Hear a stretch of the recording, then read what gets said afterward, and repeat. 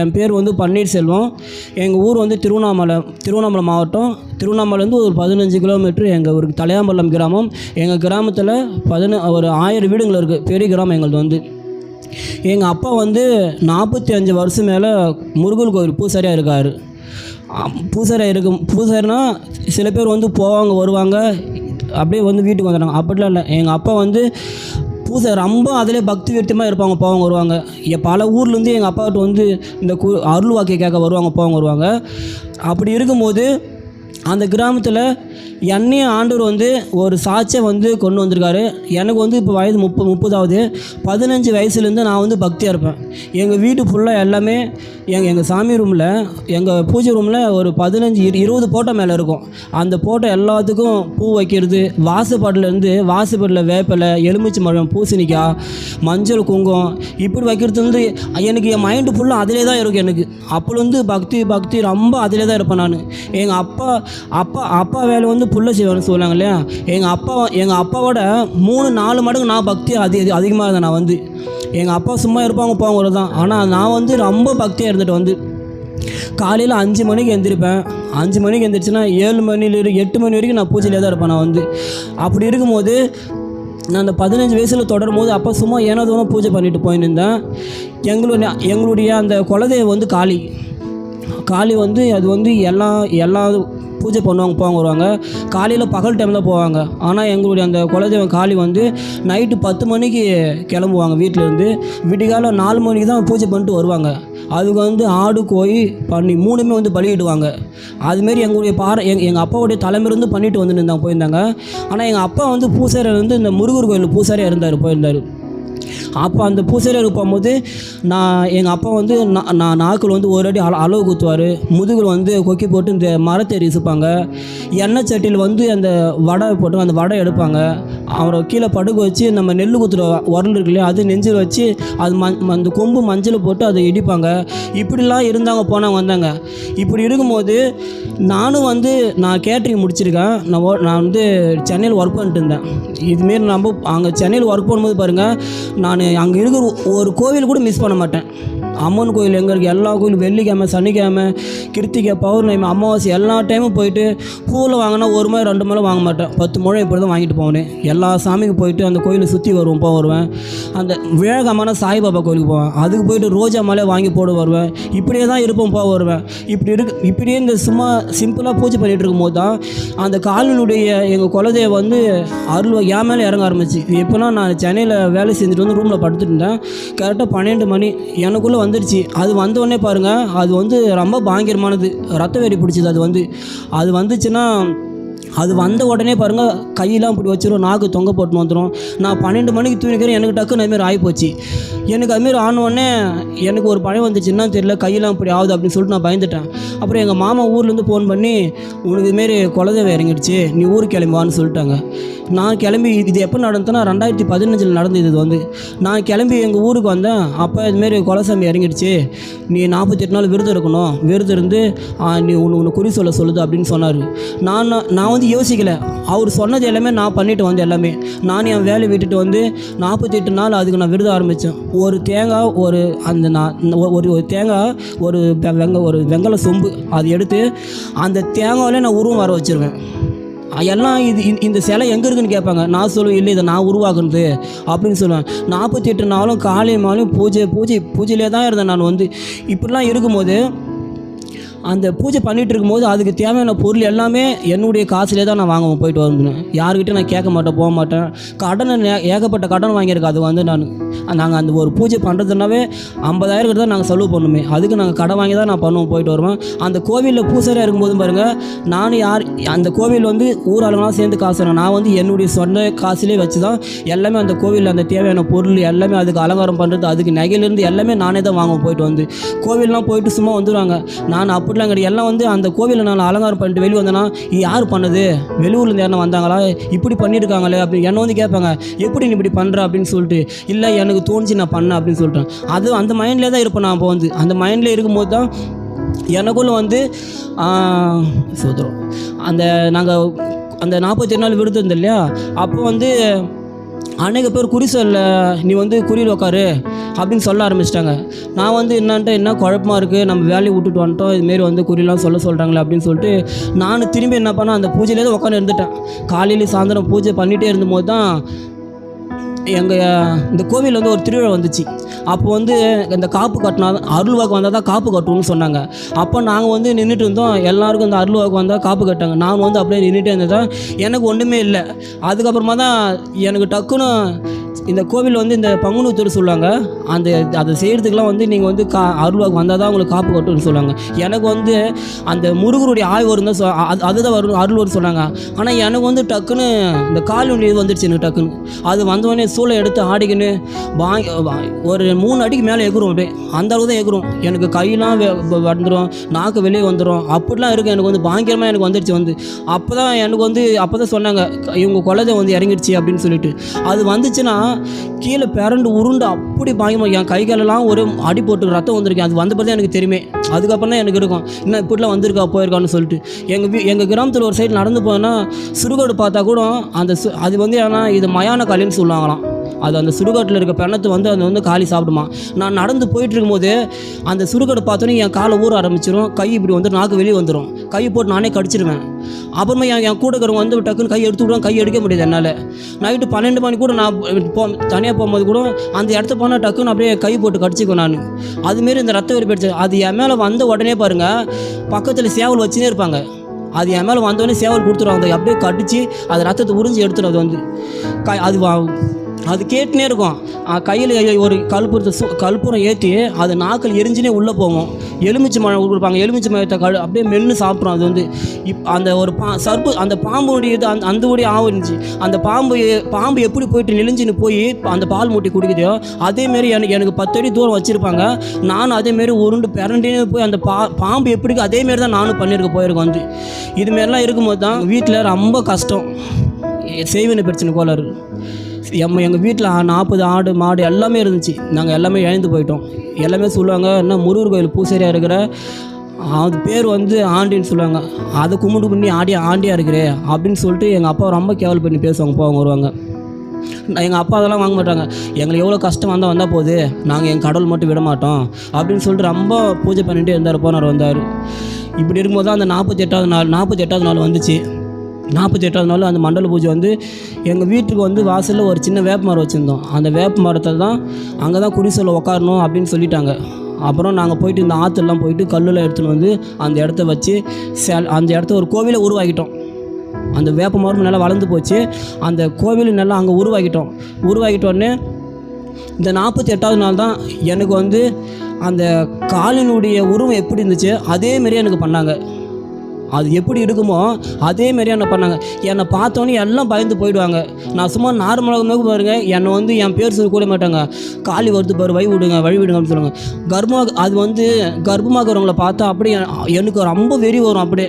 ஏன்னா இது வந்து அந்த ரத்த வெறி எடுக்கிறது. அது வந்து அந்த கோயில் சைடு போனாவே பாருங்கள், மெயின் ரோட்டில் கோவில் இருக்குது, அந்த கோயில் சைடு போனாவே கர்ப்பமாகறவங்க வந்து அந்த கரு கிளச்சிரும். வந்து எனக்கு அவங்கள பார்த்தாவே எனக்கு அந்த கர்ப்பமாகறவங்க பார்த்து எனக்கு அப்படியே பல்ல போட்டு நானே கடிச்சிக்குவேன். ஒரு மாதிரி ஆகிடும். டக்குன்னு எனக்கு அப்படியே நான் அங்கே என்னோடய சூழ்நிலை மாறிடு. வந்து அப்படியே ரொம்ப ஒரு வெறி வந்துகிட்டே இருக்கு எனக்கு. வந்து அந்த ரத்த வெறியே தான் வந்துட்டுருக்கு எனக்கு. வந்து அந்த வேஷம் கட்டிட்டு நாங்கள் வரும்போது பல ஊர்லேருந்துலாம் வந்தாங்க. வந்து இதுமாரி அருள்வாக்கு வந்துக்கு தான் வாங்க போகலாம் அப்படின்னு சொல்லிட்டு கேட்க வந்தாங்க. அப்போ எனக்கு வந்து நாக்கள் வந்து 1 அடி சூளம் குத்திருக்காங்க.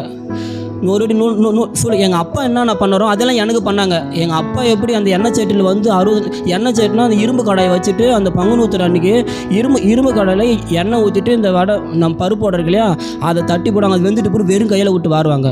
60 நாள் விருது இருந்தாங்க. அதேமாரி எங்கள் அப்பாவுக்கு அடுத்து நான் இருந்தேன். நான் அதுமாரி 60 நாள் விருது இருந்து அந்த எண்ணெய் சேட்டில் வடையை எடுத்துருக்கேன். எண்ணெயும் படுக்க வச்சு அந்த கல் உரல் 6 பேர் படித்து தூக்குவாங்க. அந்த உரலுக்கு யார் நெஞ்சில் வச்சு அந்த மஞ்சள் கொம்பு போட்டு 2 பேர் இட்டிப்பாங்க. அப்படியே அது மாவு வரைக்கும் இட்டிப்பாங்க. இப்படிலாம் பண்ணிட்டு இருந்தாங்க போயிருந்தாங்க. இப்படிலாம் பண்ணிகிட்டு இருக்கும்போது தான் எங்கள் சகோதரி, எனக்கு வந்து 4 அக்கா ஒரு அண்ணன்.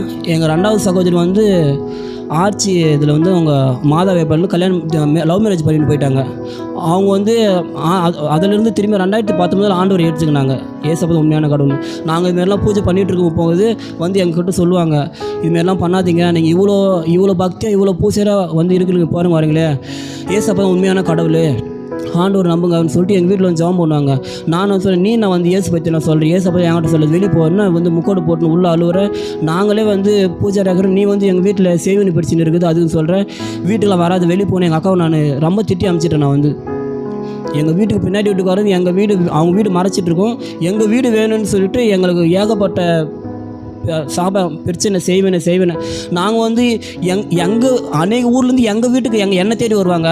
ஆனால் பாருங்கள், எங்கள் ஃபேமிலி நாங்கள் வெளியில் கோயிலுக்கு தேடி போவோம். எங்கள் வீட்டில் இந்த சேவனை பிரச்சனையால் வீட்டில் சமாதானம் இருக்காது. எங்கள் அப்பா அம்மாலாம் 18 வருஷம் பேசாமல் இருந்தாங்க. எங்கள் வீட்டில் ரொம்ப வறுமையான கஷ்டத்தில் அப்படிலாம் இருந்தால் நாங்கள் வந்து ஒரு சமாதானம் மேலே கடன் தொல்லை ரொம்ப பிரச்சனை பாரத்தில் தான் இருந்தோம். வந்து இப்படி இருக்கும்போது தான் நான் அந்த 48 நாள் குறி சொல்லிட்டு இருந்தேன். குறி சொல்லியிருக்கும் போது தான் அந்த இடத்த வந்து 2 மாதம் நான் குறி சொன்னேன். 2 மாதம் குறி சொல்ல உட்காந்தேன். அநேக ஊர்லேருந்து எல்லோரும் வருவாங்க. காலையில் 10 மணிக்கு ஆரம்பித்தா 1 மணி ஆகிடும், திரும்பி 3 மணி உட்காந்து நைட்டு 7 மணி ஆகிடும். இதுமாரி நான் 2 மாதம் குறி சொல்லிட்டு உட்காந்துருந்தேன். உட்காந்துருக்கும்போது 2 மாதம் சொன்னேன், 3ஆவது மாதம் சொல்ல ஆரம்பித்தேன். காலையில் என்னை பார்த்தீங்கன்னா இப்போ 1 நிமிஷம் என்னுடைய நெத்தியில் வந்து ஒரு திருநீர் இல்லாமல் இருக்க மாட்டேன். இந்த புருத்தில் இந்த புருத்துக்கு பட்டை அடிச்சுட்டு மஞ்சள் குங்குமம் சந்தனம் எல்லாமே பட்டையை எடுத்து அடிச்சிட்ருப்பேன். நான் கழுத்தில் அவ்வளோ மாலை போட்டிருப்பேன். அதான் அந்த விக்ரம சம்மந்தப்பட்ட எல்லாமே, அதனுடைய தாலி, அது இந்த வளையல் எல்லாமே எனக்கு இருக்கும். எனக்கெல்லாம் அப்படியே அது என் மேலே வந்துட்டு போயிட்டு இதெல்லாம் பார்த்து எனக்கு அப்படியே ரொம்ப கஷ்டமாக இருக்கும். இன்னும் இப்படிலாம் இது வருது எனக்கு என்னை எல்லாம் கேவலமாக பேசுவாங்க. இன்னும் வந்து இதுக்கே அடிமைக்கிறோம், கல்யாணம் கூட பண்ண மாட்டான் இவெல்லாம், இதுக்கே தான் அடிமை கிடக்க போகிறான் அப்படின்னு சொல்லிட்டு என்னை ரொம்ப கேவலமாக பேசினாங்க. என்னை ரொம்ப அந்த ஊரில் வெறுத்தாங்க. இப்படிலாம் போய் இந்த வாலி வயசில் இப்படி இருக்கிறான் பாரு அப்படின்னு சொல்லிட்டு, இன்னும் வேஷ்டி கட்டிட்டு பட்டை அடிச்சுன்னு கோயிலாக வச்சுருக்கிறான் அப்படின்னு சொல்லிட்டு என்னை ரொம்ப கேவலமாக பேசுனாங்க. அந்த குறி சொல்லிட்டு இருக்கும்போது தான் பாருங்கள், அதுக்கு தேவையான பொருளாம் ஜாட்டி சோளம் எல்லாம் அந்த இடத்த வச்சுட்டு என் கையில் வந்து வேப்பலை எலுமிச்சை சோளம் வச்சுட்டு நான் உக்காந்துட்டு இருந்தேன், பட்டெல்லாம் அடிச்சுட்டு. அப்போ என்னை சுற்றி உக்காந்துட்டு இருந்தாங்க குறி கேட்கறதுக்காக. நான் கண்ணை மூடி பூஜைலாம் பண்ணிவிட்டு உக்காந்தேன். அப்போ எல்லாம் உட்காந்துட்டு இதுமாரி குறி சொல்ல வந்துக்கிறோம், எங்களுக்கு அருள் வாக்கு சொல்லுங்கன்னாங்க. நானும் முட்டி போட்டு இதுமாரி அந்த கோவிலுக்கு முன்னாடி வந்து நான் கண்ணை மூடினேன். என் கண்ணை 2 மாதமாக நல்லா குறி சொல்லியிருந்தேன், அனைவரும் அருள் வாக்கு வந்தாங்க. 3ஆவது மாதம் பாருங்கள், நான் கண்ணை மூடின உடனே என் கண்ணுக்கு முன்னாடி சிலுவை மட்டும்தான் நின்றுச்சு. எனக்குள்ளே வந்து குழப்பம். நான் தூங்கும் போது பார்த்தீங்களா, அந்த வேப்ப மரம் மட்டும்தான் இருக்கும். அந்த வேப்ப மரத்து பாருங்கள், ஒருத்தரை தொட மாட்டேன். அந்த ஊர்களுக்கெல்லாம் வந்து ஒரு இலை பறிச்சுக்கோன்னு கேட்பாங்க, அது சாமி மரம் தொடாதுங்க அப்படிங்க.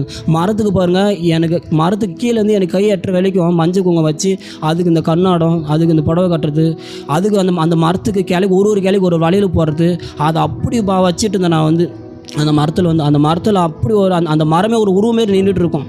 அந்த இடத்துல இருக்கும்போது தான் எனக்கு டக்குன்னு அந்த மரத்தில் ஒன்றுமே இல்லாத மாரி தெரியும். சொப்பனத்தில் ஒன்றுமே இல்லாத மாரி தெரியும், எதுவுமே இல்லாத மாரி வெறுமையாக இருக்கும். அப்புறம் நான் நினைப்பேன், ஐயோ நம்ம சாமிக்கு என்ன குறை வச்சுட்டோமா, இன்னும் எதுவுமே காணோம் அப்படின்னு சொல்லிட்டு நான் திரும்பி அந்த சிலு வந்துச்சு பாருங்கள். சரி திரும்பி என்ன பண்ணேன், சரி எலுமிச்சை மேலே அறுத்து அதுக்கு என்ன பலிவிடும் அது பண்ணிவிட்டு திரும்பி நான் உட்காந்து கண்ணை மூடினேன். திரும்பி சிலுவை தான் நின்றுச்சு எனக்குள்ளே. அப்புறம் உக்காண்டே இருந்தேன். இல்லைன்னா நாங்கள் என்ன சாமி குறிக்காக வந்துக்கிறோம், எதுவுமே சொல்ல மாட்டேங்கிறீங்க அப்படின்னாங்க. இல்லைங்க வாக்கு வரல, எந்திரிச்சு போங்கன்னு சொல்லிட்டேன். எந்திரிச்சு போயிட்டாங்க. 2ஆவது நாள் திரும்பி உக்காந்தோம். திரும்பி வந்து நான் பூஜை பண்ணும்போது திரும்பி கண்ணை மூடி உட்காந்து திரும்பி சிலுவை தான் நின்றுச்சு. அப்போ நான் என்ன பண்ணி எந்திரிச்சிட்டேன். போயிட்டு எங்கள் ஊரில் எங்கள் வீட்டுக்கும் 1 கிலோமீட்டர் தாண்டி கோவில், முருகர் கோவில், நாங்கள் பூசாரி இருந்த கோவில். அந்த கோவிலில் போயிட்டு, கோவில் ரொம்ப நாளாக கட்டாமல் இருந்துச்சு. அப்புறம் கோவில் கட்டினாங்க. நாங்கள் அதில் தான் போயிட்டு காலையில் சாயந்தரம் 20 அங்கேயே தான் அந்த கோயிலில் தான் இருப்போம். போயிட்டு வந்தேன் நான். அப்போ எங்கள் அப்பா வந்து என்னால் முடியல, நீ போய் பண்ணு அப்படின்னு சொல்லுவாங்க. நான் பார்த்துக்க நீ போன்னு சொல்லிட்டு நான் போய் அந்த கோவிலில் போயிட்டு காலையில் 5 மணிக்கு போனால் 9 மணி 10 மணி வீட்டுக்கு வரேன். அதுக்கான அபிஷேக பொருள் எல்லாம் பண்ணி அதுக்கு எல்லாம் தேவையான பொருள், அதுக்கு அலங்காரம் எல்லாமே பண்ணி ஒரு அந்த கல்லுக்கு வந்து ஒரு மனுஷ ரூபத்து மாரி உருவத்தை வர வச்சுருவேன். வர வச்சுட்டு லாஸ்ட்டாக அங்கேயும் சரி இந்த கல்புரம் ஏற்றுவோம் இல்லையா, அதுக்கு பூஜை பண்ணிவிட்டு நானும் சரி கண்ணை மூடுறேன். அந்த கருவாருக்குள்ளே சிலுவை தான் நின்றுச்சு எனக்கு.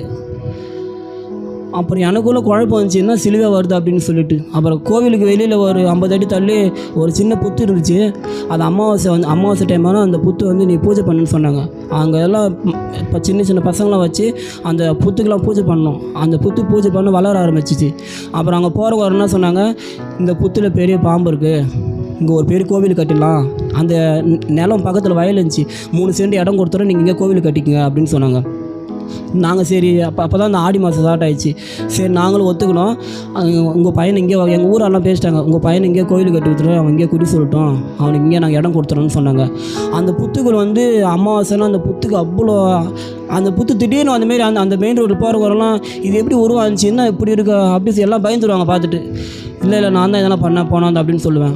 அப்புறம் ஒரு அண்ணன் சொன்னாங்க, இந்த இடத்த பெரிய பாம்பு இருக்குது, சக்தி நிறையா இருக்குது, இந்த இடம் ரொம்ப பிரகாசமாக இருக்கும், இந்த இடத்த ஒரு கோயில் கட்டுங்க, நான் காசு தரேன்னு சொன்னாங்க. நான் என்ன சொன்னேன், அதுக்கிட்ட அந்த புத்தகத்தில் உட்காரேன், என்ன நான் தான் ஒன்று உருவாக்கினேன், எல்லாம் பாம்பு போகுதுன்னு சொல்கிறாங்க, என் கண்ணுக்கு ஒன்று கூட தெரியலையே அப்படின்னு சொல்லிட்டு அந்த புத்து சுற்றி வந்தேன். நான் ஒரு கையில் கற்பூரம் தட்டு ஒரு கையில் வத்தி எடுத்துன்னு அந்த புத்தை சுற்றி வரேன். பார்த்தா அந்த சிலுக்குள்ளே பெரிய மரத்தில் சிலுவை நிற்கிது உள்ள அந்த புத்துக்குள்ளே. என்ன இந்த புத்துக்குள்ளே வந்து சிலுவை நிற்கிதுன்னு சொல்லிட்டு நான் ஒரு கோவிலுக்கு போய்ட்டு வரோம். எங்கள் கோவில் வந்து ஓரமாக நின்றுட்டேன். நம்ம இதெல்லாம் எங்கே பார்த்தாலும் சிலுவே வருது, நம்ம இதெல்லாம் பண்ணுறது தப்பு, ஏன் நம்ம இது பண்ணணும், நம்ம இதுமாரி பண்ணக்கூடாது, நம்மளுக்கும் ஒரு வேலை இருக்குல்ல, நம்ம கேட்டரிங் படிச்சிருக்கிறோம், இவங்க வந்து இதில் நம்ம வந்து அடிமைத்தனை பண்ணி வச்சுக்குது, நம்ம இதை விட்டுட்டு போயிடணும் அப்படின்னு சொல்லிட்டு 2022 தான் நான் வந்து எங்கள் மாமாட்ட வந்து சொன்னேன், நான் இதுமாரி நான் குறி சொல்ல மாட்டேன், நான் பூஜைலாம் பண்ண மாட்டேன், நான் மாதத்தில் ஒரு டைம் வந்து நான் சாமி கும்பிட்டுக்கிறேன் அப்படின்னு சொல்லிட்டு நான் வேலைக்கு போகிறேன். அவர் நான் சொன்னார், நீ இதெல்லாம் விட்டுட்டு போனேன் ஒன்று ஒரு பண்ணிவிடுனார். நான் சொன்னேன், அது என்ன பண்ணிட்டு நான் பார்க்குறேன் அப்படின்னு. நான் கிளம்பி நேராக திருப்பூருக்கு தான் வேலைக்கு வந்தேன். ஒரு ரெஸ்டாரண்ட்டில் வந்து பாஸ்போர்ட்டில் வேலை செஞ்சுட்டு இருந்தேன். அப்போ எங்கள் அக்கா எங்கள் 2வது அக்காவும் 4வது அக்காவும் வந்து இதுமாரி தூத்துக்குடியில் 4 மாடுன்னு ஒரு பெரிய சர்ச் இருக்குது வாங்க அப்படின்னு சொன்னாங்க. நான் என்ன ஒன்றுலாம் அருவில்லைன்னு என்ன வந்து சர்ச்சுக்கெலாம் கூப்பிட்றேன், நான் வரமாட்டேன், நீங்கள் போகிறதா இருந்தால் போ அப்படின்னா சொன்னால் கேட்க மாட்டேன், எதுக்கு சும்மா வந்து என்கிட்ட ஏச போய் சொல்லிக்கிறேன், எவ்வளோ கஷ்டம் வந்தாலும் பரவாயில்ல, நான் எங்கள் குலதெய்வம் எங்கள் சாமி விடமாட்டேன் அப்படின்னு சொன்னேன். அவங்க ரொம்ப வற்புறுத்தி பண்ணாங்க. 3 நாள் கூட்டம் நடக்குது, நம்ம வீட்டு இவ்வளோ பிரச்சனை இருக்குது, நீ வேலை கிடைக்காம அங்கேயும் அலைஞ்சிட்டுக்கிறேவான்னு என்னை கூப்பிட்டாங்க. சரி நானும் வரேன்னு சொல்லிட்டு அங்கேருந்து திருப்பூர்லேருந்து மதியம் கிளம்புனேன். சாயந்தரம் ஒரு 6 மணிக்கு மதுரையிலேருந்து தூத்துக்குடி போயிட்டு 10 மணிக்கு இறங்கினேன். அப்போ வந்து எனக்கு அந்த 4 மாவட்டம் பேர் சொல்ல தெரியாது, அந்த இடமும் தெரியாது. அப்போ திருச்செந்தூர் தான் நான் சபரிமலைக்கு 9 வருஷம் போயிருக்கேன். 48 கிலோமீட்டர் அந்த மலை பகுதியில் நடந்து போயிருக்கேன். 9 வருஷம் சபரிமலைக்கு போயிருக்கேன். நான் வந்து இந்த நம்ம தமிழ்நாட்டில் நான் போகாத கோயிலே இல்லை, எல்லா கோயிலுக்கு போயிட்டு வந்துட்டேன். நான் வந்து அப்போ அந்த லாஸ்ட்டாக நான் போனது வந்து திருச்செந்தூர் தான். திருச்செந்தூருக்கு போயிட்டு நைட்டு அங்கே எல்லாம் காலையில் 3 மணிக்கு பாருங்கள் எல்லாம் அந்த வழிபாடு பண்ணிவிட்டு காலையில் தான் நான் 4 மணி 9 மணிக்கு வந்தேன். அப்போ எங்கள் அக்கா வந்தாங்க, 3 நாள் உனக்கு ரிஜிஸ்ட்ரேஷன் பண்ணிட்டு இருந்தாங்க. யார் கேட்டு பண்ணேன், நான் வந்து உங்களை பார்க்க தான் வந்தேன், நான் சர்ச்சுக்கு வந்தேன், என்னென்ன அப்படி வந்து எனக்கு 3 நாள் ரிஜிஸ்ட்ரேஷன், நீ 3 நாள் எங்கே இருக்குன்னு சொல்கிறேன், நான் இன்றைக்கி ஈவினிங்கே கிளம்பி நான் இருக்க மாட்டேன் அப்படின்னு சொன்னேன். நாங்கள் வந்தது எப்படி எங்கள் ஊர் ஆளுங்க தெரிஞ்சிருச்சு, என்ன சர்ச்சுக்கு போயிட்டோமே அப்படின்னு சொன்னாங்க. யார் சொன்ன அப்படிலாம் இல்லை, நம்ம சாமி நான் விட மாட்டேன், சே நான் சும்மா பேர் எங்கள் அக்காவெல்லாம் பார்க்க தான் போனேன், சர்ச்சுக்கெலாம் நானும் கடவுளாக வணங்க மாட்டேன் அப்படின்னு சொன்னேன். அப்போ எங்கள் அக்கா உள்ளே கூட்டின்னு போனாங்க. நான் அப்போ தான் புதுசாக 2022 மே மாதம் அந்த 25ஆம் தேதி நான் உள்ளே போனேன். உள்ளே போய் அந்த கூடாரத்தெல்லாம் பார்த்து எனக்கு ரொம்ப ஒரு சந்தோஷமாகி போச்சு. அப்போ பட்டெல்லாம் அடிச்சுன்னு தான் போனேன் உள்ளே, எல்லாம் என்ன ஒரு மாதிரியாக பார்த்தாங்க. அது உள்ளே போனோடனே போயிட்டு முன்னாடி அந்த கூடாரத்தில் நின்னேன். எல்லாம் சொன்னாங்க, கடவுளை நல்லா வணங்கு, ஆண்டவர் கூப்பிடு அப்படின்னாங்க. எனக்கு அது எதுவுமே தெரியாதில்லை, என்ன பண்ணணும் எது போகணும் ஒன்றுமே தெரியாது. கண்ணை மூடி ஒரே வார்த்தை கேட்டேன், உலகத்தில் கடவுள் இருந்த என்கிட்ட பேசுங்க. எங்கள் வீட்டில் நாங்கள் எல்லாத்தையும் இழந்து போயிட்டோம், நாங்கள் அந்த கிராமத்தில் அசிங்கப்பட்டு அவமானப்பட்டு இருக்கிறோம், நாங்களே குறி சொல்லி பூஜை பண்ணிட்டு இருந்தோம். எல்லா கிராமத்துக்கு போயிட்டு நாங்கள் எல்லா கிராமத்தையும் எங்களை தேடி வருவாங்க, ஆனால் நாங்கள் வந்து எல்லோரும் தேடி போகிறோம், எங்களுக்கு எங்கே போனாலும் இந்த பரிகாரம் பண்ணுங்க அப்படின்னு சொன்னாங்க. நான் அந்த பரிகாரம்லாம் பண்ணி பார்த்துட்டோம், எங்களுக்கு ஒரு விடுதலை வரல, இந்த சேவனை பிரச்சனை உண்மையா அப்படின்னு சொல்லிட்டு நான் ஆண்டவர் ஏசப்பா நீங்கள் உண்மையான கடவுளாக இருந்தால் என்கிட்ட பேசுங்க அப்படின்னு சொல்லிட்டு நான் கண்ணை தான் மூடினேன். நான் கண்ணை மூடினோடனே என்கிட்ட வந்து இந்த மாய மந்திரம், இந்த பில்லி சொல்லி உண்மை இருக்குன்னு என்கிட்ட எல்லாத்தையும் தெரியப்படுத்தினார். எங்கள் வீட்டில் எந்தெந்த இடம் இருக்குன்னு எல்லாத்தையும் என்கிட்ட காமிச்சார். அன்றைக்கே இந்த சேவனை பொருள் எதால் வந்துச்சு, எங்கெங்கே போனாங்க, அது எல்லாமே காமிச்சார். அது காலையில் காமிச்சிட்டாருங்க. பாருங்கள், மதியம் கிளம்பி அங்கே 4 கிலோமீட்டர் தள்ளி வன திருப்பதி இருக்குது. இது காமிச்சிட்டோன்னு நான் திரும்பி அங்கே போனேன். அந்த வன திருப்பதியில் போய் அங்கே போய், ஏன்னா நாங்கள் சபரிமலைக்கு வந்து அந்த கோயிலுக்குலாம் அங்கே போவோம், பக்கத்தில் இருக்குன்னு சொல்லிட்டு அங்கே போய் திரும்பி நான் பட்டெல்லாம் அடிச்சுட்டு வந்துட்டேன். 2 மணிக்கு திரும்பி கூட்டம் நடந்துச்சு. அப்போ என்ன பண்ணேன், எனக்குள்ளே ஒரு என்ன இப்படிலாம் காமிச்சாங்க ஏசப்பா சரி அப்படின்னு சொல்லிட்டு என் கையால் அந்த திருநி எல்லோரும் அழைச்சிட்டு திரும்பி உள்ளே போயிட்டேன். உள்ளே போயிட்டு 2வது நாள் வந்து ஏசப்பா நீங்கள் கடவுளை நம்பிட்டேன், எனக்கு வந்து நீங்கள் தெரியப்படுத்திட்டீங்க. 2வது நாள் ஒப்பு கொடுத்தேன். இனிமேல் நான் எந்த இந்து கோயிலுக்கு போக மாட்டேன், நான் பூஜையும் பண்ண மாட்டேன், நான் உங்களே நம்பர் ஏசப்பான்னு சொன்னேன். 3வது நாள் தான் திரைப்பின் வாசல் ஜபத்தில் அன்றைக்கி தான் அங்கே இருக்கிற அம்மாமாரெலாம் சொன்னாங்க, நீங்கள் 5 ஜபம் பண்ணுங்க, ஏசப்பாட்ட பேசுங்க அப்படின்னு சொல்லிட்டு பாஸ்டிங் இருக்குன்னு சொன்னாங்க. அதுக்கு முன்னாடி வீட்டில் இருக்கும்போது ஜெபிக்கிற நிகழ்ச்சி கூட எங்கள் அக்காலாம் பார்த்துட்டு இருப்பாங்க. இந்த பிரேயர் பாருன்னுவாங்க. மோகனை பேசும்போது யார் அந்த ஆளுன்னா கத்திட்டு இருக்கிறான், அவன் வந்து பாருன்னு சொல்கிறேன், அதெல்லாம் பார்க்க மாட்டேப்போ அப்படின்னு எங்கள் அக்காவை திட்டிட்டு நான் வந்து அதுக்கப்புறம் பாருங்கள் அந்த 4 மணி வரும்போது அவர் பேசினா மட்டும்தான் நான் உள்ளே உட்காந்து கேட்டேன். போயிட்டு அவர் நல்லா பேசுகிறாரு நல்லா இருக்குன்னு சொல்லிட்டு அவர் கேட்குறதா நான் வந்து உள்ளே உட்காந்துட்டு இருந்தேன். 3வது நாள் தான் நான் வந்து நல்லா ஒப்பு கொடுத்து 5 ஜெபம் பண்ணேன். ஆண்டவரே என்னை எங்கள் வீட்டில் இந்த செய்வினை சாப்பிட்டு எடுத்து போடுங்க, நான் உங்களை நம்புகிறேன் ஏசப்பா.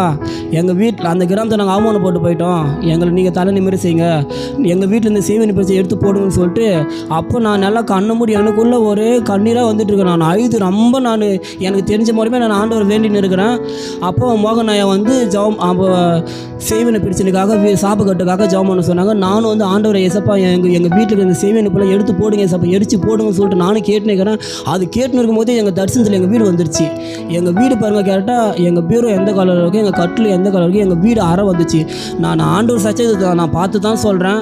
முழங்கால் படிக்கிட்டார் ஏசப்பா எங்கள் வீட்டுக்குள்ளே வந்து. முழங்கால் படிக்கிட்டு வெள்ளை வஸ்திரம் நான் நல்லா அழகாக பார்த்து வரேன். முழங்கால் படிக்கிட்டு எங்கள் வீட்டில் இருந்த அந்த அப்படி பள்ளம் தோன்றாரு ஒரு எலுமிச்சை மழை செய்வன பொருளாக வெளியே வந்துகிட்டே இருக்குது. எல்லாமே எடுத்து வெளியே போட்டு எங்கள் வீடு ஃபுல்லாக எரிஞ்சு எல்லாம் வெளியே ஒரே அந்த அக்னியாக எரிஞ்சு வெளியே போகுது எல்லாமே. அது எரிஞ்சுட்டோன்னே ஏசப்பா சொன்னேன், இம்மா நாளாக நீங்கள் ஒரு நரகத்தில் செய்வன் பிடிச்சிருந்தேங்க, இனிமேல் நான் வந்து வெளிச்சமாக இருக்கணும்னு சொல்லிட்டு எங்கள் வீடு ஃபுல்லாக ஒரு வெளிச்சமாக வந்துடுச்சு. சிலுவையாக நிற்குது வீடு ஃபுல்லாக. ஏசப்பா இப்படிலாம் காட்டுதுன்னு சொல்லிட்டு நான் 5 ஜெபம் பண்ணிக்கிறேன். இது காமிச்சிட்டோன்னே பன்னீர்செல்வம் ஆண்டவர் உங்களை சாட்சி சொல்ல அழைக்கிறாரு, உங்கள் வீட்டில் செய்வன் எழுத மோகன் என்னை பேர் சொல்லி கூப்பிட்றாங்க. நான் இவர் யார் என்னை பேர் சொல்லி கூப்பிட்றாங்க அப்படின்னு சொல்லிட்டு திரும்பி சொல்கிறாரு, பன்னீர்செல்வம் ஆண்டவர் உங்கள் வீட்டில் இந்த சேவனை பிரச்சனை சாப்பாடு எடுத்து போட்டார் வாங்கன்னு சொன்னேன்னு. நான் பாருங்கள் அந்த ஃபஸ்ட்டு டைமே நான் போய் அந்த ஆண்டியில் மேடையில் ஏற வச்சு நான் ஏசெல்லாம் ஏற்றுக்க மாட்டேன்னு சொன்னேன். ஆனால் பாருங்கள் அன்றைக்கி ஏசப்பா தான் உண்மையான கடவுள்னு சொல்ல வச்சு என்னை வெளியே வர வச்சார்.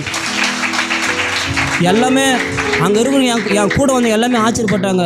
இத்தனை வருஷமாக நான் வருஷம் கணக்கு வரேன், அந்த ஸ்டேஜில் யாரும் எனக்கு ஒரு வாய்ப்பு கிடைக்கல, நீங்கள் வந்த உடனே பதில் ஏற்றிங்களே ஏசப்பா உங்களை எவ்வளோ நேசிக்கிறார் அப்படின்னு சொல்லிட்டு நான் ஆண்டு அதில் தான் ஏற்றுக்கொண்டேன். அங்கேருந்து நான் விருதுநகர் பக்கத்தில் எனக்கு வேலை கிடச்சிச்சு. நான் போயிட்டு அங்கே ஒரு ஏசி பாரில் வந்து சைனீஸ் மாஸ்டர் வேலை செஞ்சுன்னு இருந்தேன். அங்கே போய் வேலை செஞ்சுட்டு இருக்கும்போது அது வந்து ஒரு மதுபான கடை தான்.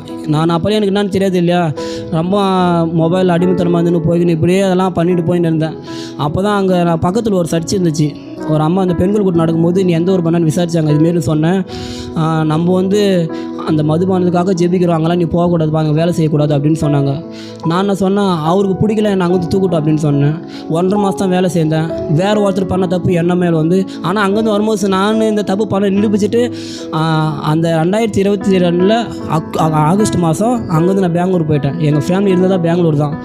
அந்த ஆண்டு இதெல்லாம் காமிச்ச பிறகு ஒரு 6 மாதமாக நான் ஒரு மாதத்துக்கே 4-5 டைம் சினிமாவுக்கு போயிடுவேன். படம் பார்க்குறது போகிறது வருது இப்படியே அதில் ஏசப்பாப்பெல்லாம் தெரிஞ்சு நானும் திரும்பி போய் அந்த படம்லாம் பார்த்துட்டு இப்படியே இருந்தேன். நான் வந்து அதுக்கப்புறம் தான் 6 மாதத்துக்கு திரும்பி நான் அங்கே பாருங்கள் அந்த அக்டோபரில் வந்து இந்த வாலண்டியர்ஸ்லாம் தேவை அப்படின்னு சொன்னாங்க. நான் என் பேர் கொடுத்துட்டேன். அங்கே தன்னோட ஊழியத்தில் வந்து ஆள் தேவைனாங்க, அங்கே பேர் கொடுத்துட்டேன். அங்கே இருக்கும்போதே பாருங்கள் கையில் இந்த வெள்ளி பேஸ்லெட்டு செயின் இந்த கம்மல்லாம் போட்டுன்னு தான் போவேன். அங்கே போய் தான் அதெல்லாம் எடுத்துருங்க அப்படின்னு சொன்னாங்க. அதெல்லாம் எடுத்துகிட்டு அந்த கூட்டத்தில் போய் நான் கலந்து ஆரம்பித்தேன். அப்பயும் பாருங்கள் எனக்குள்ளே அந்த பாவம் இருந்துச்சு.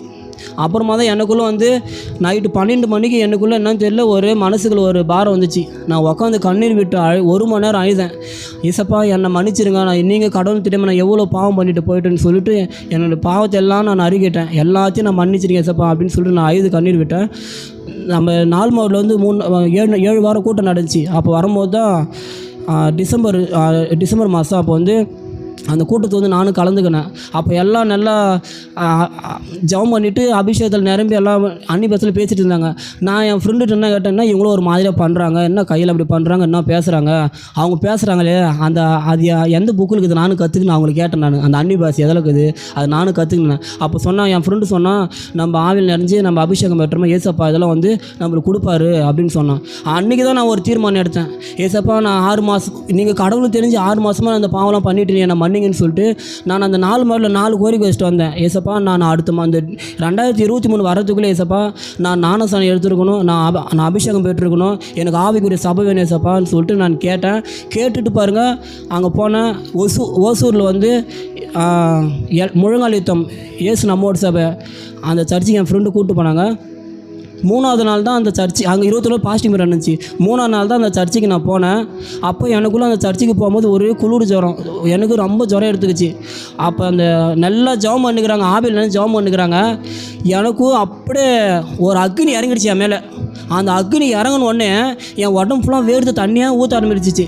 நான் அந்த ரத்த வெறிப்பிடிச்ச ஆவி பாம்பு நினச்சேன். அந்த 3 ஆவி என்னை விட்டு போனது நானே உணர்ந்தேன். அது அப்படியே அந்த சபைக்கு வெளியில் போய் கத்துது கதறுது. ஏசப்பா வந்து அக்னியால் நிறையப்பட்டு என்னுடைய நேரில் கூட அது தொட முடியாமல் அப்படியே கதறுது போயிட்டு அந்த அபிஷேகத்தை எனக்கு கொடுத்துட்டாரு. அந்த சர்ச்சுக்கே போனேன். ஏசப்பா நான் கேட்டேன், அதே வருஷத்தில் என்னை அபிஷேகத்தில் நிறைய வச்சார். நான் ஞானஸ்நானம் எடுக்காத போது எனக்கு அபிஷேகத்தை நிறைவேற்றாரு, அன்னி பேச கொடுத்தாரு. எனக்கு ஆவிக்குரிய சபை தான் வேணும்னு நான் கேட்டேன். ஏசப்பா நான் தேசத்துக்காக ஜெபிக்கிற சபை தான் எனக்கு வேணும்னு நான் கேட்டேன். அந்த சபையை கொடுத்தாரு. அந்த ஞானஸ்நான டேட்டு வந்துச்சு. ஞானஸ்நான டேட்டு வந்து சொல்லிட்டாங்க. ஞானஸ்நானம் 1.5 மாதம் தான் நான் சபைக்கு போனேன். வந்து திருவந்து எடுத்துக்கணும்னு ஞானஸ்நானம் எடுத்துக்கணும்னு சொன்னாங்க. அப்போ ஊழிக்காரெல்லாம் சேர்ந்துட்டாங்க. இல்லை அவர் வந்து சர்ச்சுக்கு வந்து 1.5 மாதம் வந்துக்கிறாரு, அவர் ஞானஸ்நானம் கொடுக்கணும்னு சொல்லிட்டாங்க. நான் அப்போ ஆண்டுட்டு போய் ஏசப்பா இதுமாரி ஞானஸ்நான டேட்டு கொடுத்து என்னை வர வேணாம்னு சொல்லிட்டாங்களே அப்படின்னு சொல்லிட்டு எனக்கு ரொம்ப கஷ்டமாகி போச்சு. அப்போ ஆண்டவர் சொன்னார், நைட்டு 11 பைபிள் எடுத்துனார். நான் பைபிள் எடுத்து போயிட்டு முழங்கால படிக்கிட்டேன். நான் இந்த 15 வருஷமாக எது நான் வணங்கணும் அது எல்லாமே நல்லா ஆவியில் நிறைஞ்சு நல்லா ஜெபிக்க வச்சார். அது எல்லாமே விரட்டி அமிச்சிட்டு எனக்கு யார் என்னை வேணான்னு சொன்னாங்களோ அவங்களே என்னை ஃபோன் பண்ணி கூப்பிட்டாங்க ஞானஸ்நானத்துக்கு. காலையில் போய் நான் சர்ச்சுக்கு போனேன். எல்லாம் வந்து உங்கள் வீட்டில் யாரும் வரலையான்னு கேட்டாங்க. இல்லை வரல அப்படின்னு சொன்னேன். அப்போ பாஸ்ட் வந்து சரி நானே உனக்கு எல்லாம் கையத்தில் போகிறேன்னு சொல்லிட்டு ஞானஸ்நானம் எடுக்க போனோம். அப்போ எனக்குள்ள ஒரு பாரம் இருந்துச்சு. ஏசப்பா எல்லாம் வீட்டில் அவங்க பேரண்ட்ஸ் வந்துக்கிறாள், எனக்கு யாரும் இல்லை ஏசப்பா நான் கலங்கினேன். அப்போ ஞானஸ்நானம் தொட்டில் இறங்க அப்படி கால் வைக்க போகிறேன். ஆண்டூர் பேசினார், அண்ணாந்து பாருனார். பார்த்தா ஆண்டூர் சண்டை நிற்கிறான், அவங்க தூத்துட்டு 12 பேர் நிற்கிறாங்க. நாங்கள் நிற்கிறோம் போகிறோம் அப்படின்னாரு. இந்த வார்த்தை உண்மை இது வந்து. அப்போ அப்படியே எனக்கு வந்து நான் சில பேர் மாற்றவங்க அப்படிலாம் சொல்லாங்க. நான் வந்து எதுவுமே சொல்லவே இல்லை. என்னுடைய பேர் வந்து நான் ஞானஸ்நானம் வந்து கொடுத்து பாவரிக்கிட்டு எனக்கு பேர் ஆமோஸ்னு மாற்றி எனக்கு ஞானஸ்நானம் கொடுத்தாங்க. ஏசப்பா வந்து அந்த வருஷத்தில் எனக்கு நாலேஜ் எனக்கு செஞ்சார். இன்னொன்று பாருங்கள், இந்த பைபிள் வச்சு ஒரு கதை சொல்கிறேன். நான் வந்து அந்த இந்துவில் இருக்கும்போது மந்திரம் நல்லா கற்றுக்கணும், நம்ம புக்கு வேணும் அப்படின்னு சொல்லிட்டு போயிட்டு கடையாக திரும்பி நான் போயிட்டு இந்த புக்கு நம்ம ஏன்னா ஒரு மந்திர புக் கற்றுக்கணும், அந்த மந்திர புக் வேணும்னு சொல்லிட்டு நான் கற்றுக்கணும். எப்படியே போய்ட்டு நான் ரொம்ப அது ஆசைப்படுவேன் போயிட்டு. ஆனால் பாருங்கள், இரவும் பகலும் ஏசப்போடைய அந்த வசனத்தை வாசிக்கிறதுக்கு எங்கே போனாலும் சில பேர் பைபிள் எடுத்து கூச்சப்படுவாங்க. நான் எங்கே போனாலும் வந்தாலும் தூங்கும் போதும் இந்த பரிசுத்த வேதத்தை தான் என் கூட வச்சிட்ருக்கேன். நான் வந்து ஆண்டவர் எனக்கு தினமும் படிக்கிறதுக்கு நல்ல ஒரு அற்புதமான வேதத்தை கொடுத்துக்கிறாரு. இப்படிலாம் இருக்கும்போது நான் ஆண்டவர் ஏற்றுக்கொள்ளும் போது எங்கள் கிராமத்துக்கு வந்து ஃபஸ்ட் டைம் நான் போனேன். அப்போ வந்து எல்லாம் எங்களை வந்து இன்னும் அலுவல் வேலை செய்யட்டேமே, ஏசப்பா கும்பிட்றேமே, நான் சர்ச்சுக்கு போனேமே. இன்னும் எங்கள் அக்கா வந்து பாருங்கள், எங்கள் அக்கா வந்து அவங்க 2வது பொண்ணு தான் எனக்கு மேரேஜ் பண்ணி கொடுக்குன்னு சொன்னாங்க. அவன் பூசாரிக்காரன் எப்படி அவனுக்கு பொண்ணு கொடுக்குறது, அவனுக்கு பொண்ணுலாம் கொடுக்க மாட்டான் அப்படின்னு சொன்னாங்க. அப்போ என்ன சொன்னாங்க, எங்கள் வீட்டெல்லாம் பேசுனாங்க, இல்லை கல்யாணம் பண்ணி கொடுத்தாகணும் அப்படின்னு சொன்னாங்க. அப்போ நான் சொன்னேன், நான் சொல்கிற கோயில் தான் நீ கல்யாணம் வைக்கணும் அப்படின்னு நான் சொன்னேன். எங்கள் அக்கா ரொம்ப கஷ்டப்பட்டாங்க, போனவங்க வந்தாங்க. நான் இந்த பெருமாள் கோயிலில் தான் நான் கல்யாணம் வைக்கணும் அப்படின்னு எங்கள் அக்கா நான் சொன்னேன். நீ வந்தால் வரலாம், போ, நீ வெளியே நின்றுட்டு போ அப்படின்னு எங்கள் அக்காவை சொன்னேன் நான். ஆனால் பாருங்கள், அந்த எல்லாம் நிந்திச்சாங்க. அந்த கிராமத்துலனா இவன் போய் மதம் மாட்டுக்கிறான், இவன் ஊரை விட்டு ஒதுக்கணும். எங்கள் அப்பா அம்மாலாம் என்கிட்ட ஒரு வாரம் பேசவே இல்லை, கொள்ளவே இல்லை. நான் ஒரே வார்த்தை தான் சொன்னேன், இந்த ஊர் எனக்கு சொந்தம் இல்லை, உறவு எனக்கு வேணாம், ஏசப்பா இருக்கிறாரு எனக்கு, அவர் போதுன்னு ஒரே வார்த்தை சொன்னேன் நான். அப்புறம் அவங்களுக்கோசம் நான் வந்து தனியாக ஜெபம் பண்ணேன். ஏசப்பா அவங்க உள்ளத்தெல்லாம் பேசுங்க அப்படின்னு சொன்னேன்.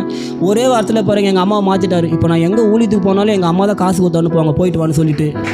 எங்கள் அப்பாவும் பாருங்கள் என்னை அப்படி வெறுத்து அங்கே போனவங்க வந்தாங்க. நான் கொஞ்ச நேரம் அசு தூங்கிட்டா கூட இன்னும் ஜெபம் பண்ணல, தூங்கிட்டு எங்கள் அப்பா என்ன கேள்வி கேட்காரு இருப்பேன். அந்த அளவுக்கு ஆண்டவர் மாற்றினார். அந்த கிராமத்தில் பாருங்கள், திருமணம் இப்படி தான் பண்ணணும், இந்த கோவில் தான் பண்ணணும்னு ஆசை வச்சுருந்தேன். ஆனால் ஏசப்பா பாருங்கள், அந்த இத்தனை பாரம்பரியத்துலேருந்து கிறிஸ்துவ திருமணம் என்னன்னு தெரியாது போது வந்து. ஆனால் ஆண்டவர் கத்தர் கிருபையால் எனக்கு 21 வருஷம், அடுத்த மாதம் வந்து 1 வருஷம் ஆக போகுது. என் திருமணத்தில் ₹1 என் கையில் இல்லை, ஒருமே இல்லை, ஒரு ரெஸ்ட் ரூம் வசதி கூட இல்லை, அவுட் சைடு தான் போவாங்க. அப்போ நான் ஆண்டவர் ஏசப்பா அன்னைக்கு ஊழிக்காரெலாம் வருவாங்களே, இதில் உங்கள் நாம் தான் மகிமை ஏசப்பா, ஒரு ரெஸ்ட் ரூம் வசதி இல்லை, திருமண காரியத்துக்கு ₹1 இல்லைன்னு சொல்லி நான் ஜெபம் பண்ணேன். ஏசப்பா இது வரைக்கும் நான் பெருமைக்குன்னு சொல்ல, ஆண்டோடைய நாம் தான் மகிமை பண்ணோம். இது வரைக்கும் எங்கள் கிராமத்தில் அப்படிப்பட்ட திருமணம் நடந்ததே இல்லை.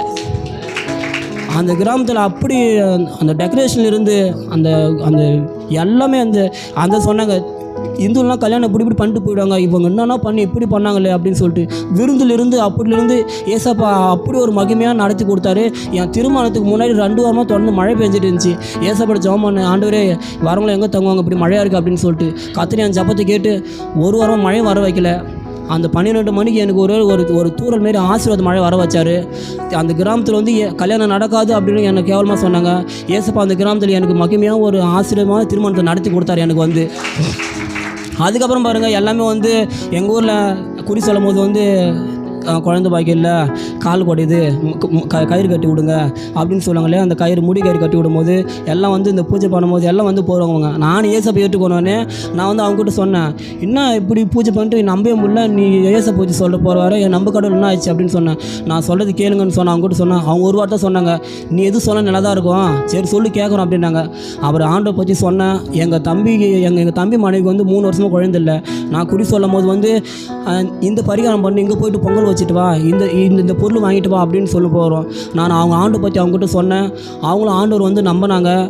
போயிட்டு 8 மாதமாக அவங்களுக்கு தொடர்ந்து ஜெபம் பண்ணேன். அவங்க நின்னாங்க, என்ன 8 மாதம் ஜெபம் பண்ணிட்டு போகிறேன், எதுவுமே நடக்கவே இல்லை, நாங்கள் ஏசலாம் கூட மாட்டோம் அப்படின்னாங்க. நான் சொன்னேன், கண்டிப்பாக 4 மாடி இடங்குது, 4 மாடிக்கு வாங்கன்னு சொன்னேன்.